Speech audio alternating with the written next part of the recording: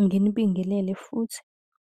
Namuhla sizokhuluma ngekhandlela eli-blue, ikhandlela eli-blue. Ngicela ukuthi u-subscribe uma kuwukuthi umusha, usilandele ku-TikTok, uphinde ucele inamba.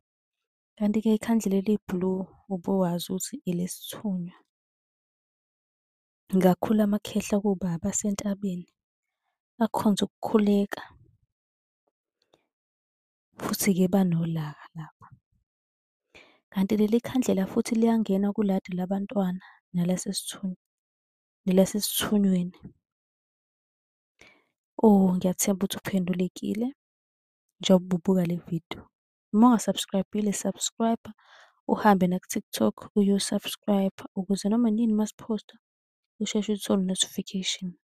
Ngicela usi-inbox-e ku-TikTok ucele inombolo ka-WhatsApp le esizokwazi ukuthi-ke usibuze kuyo njalo ekuseni.